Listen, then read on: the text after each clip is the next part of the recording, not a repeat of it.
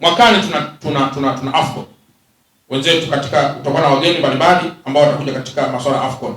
Je, Watanzania wanaiona hii kama fursa? Wakati wa mkutano wa Energy Summit uliofanyika mwaka juzi, kuna baadhi ya marais ilibidi walale Zanzibar. Na ndipo wakawa kutoka Zanzibar wanakuja hapa. Kwa sababu walikuwa marais zaidi ya 30 waliokuja hapa. Hoteli moja ya Rotana tuliwaweka zaidi karibu 11. Sasa marais kwa 11 kwenye jengo moja sio mchezo.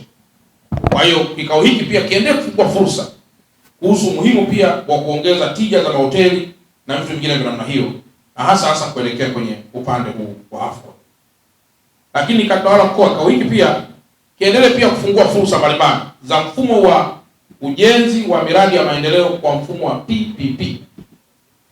Leo nashukuru serikali kupitia Wizara ya Ujenzi na kwa maelekezo ya Mheshimiwa Rais, muda wowote barabara Morogoro Road kutoka Morogoro mpaka Chalinze na kutoka Chalinze mpaka Kibaha inaweza kaanza kujengwa kwa mfumo huo wa PPP. Na kutakuwa kuna express kwa wale wanaotaka kulipia pita njia hii. Kwa kutoka kule wewe unajiachia moja kwa moja, ili mradi gari yako isiwe chakavu kuingia katikati ya mji. Tulizungumzia gari chakavu, wanasema Chalamila na dharau. Mimi sina dharau. Kwa sababu gari aliyechakaza sio mimi. Mimi naiona ikiwa imechakaa barabarani. Sasa kama unaiona bado mpya, shauri yako. Lakini mwisho ni wasii tushiriki kamilifu katika majadiliano ya leo kwa uwazi, kwa uaminifu na kujielekeza katika kutafuta suluhisho la changamoto zinazokabili biashara na uwekezaji katika mkoa wa Dar es Salaam. Mafanikio ya mkoa wa Dar es Salaam yanategemea ushirikiano wetu wa karibu kati ya serikali na sekta binafsi. Na ni watoe mashaka kuwa Mheshimiwa Rais wa Jamhuri ya Muungano wa Tanzania amekuwa akitoa maelekezo kwa wasaidizi wa karibu, hasa Makamu wa Rais na Waziri Mkuu, namna ambavyo tunapaswa kuendelea kutatua shughuli mbalimbali za wafanyabiashara hapa nchini.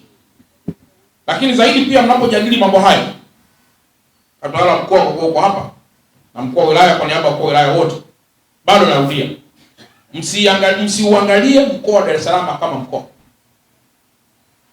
Angalieni mkoa wa Dar es Salaam kama mega city, kama metropole. Nilikuwa namwambia mwenzangu fulani jana, nikamwambia mimi mkuu wa mkoa wa Dar es Salaam na wa Pwani, yaani sisi tukiwa hapa tujiite mimi mkuu wa mkoa wa Dar es Salaam, wewe mwenzangu mkuu wa mkoa wa Pwani.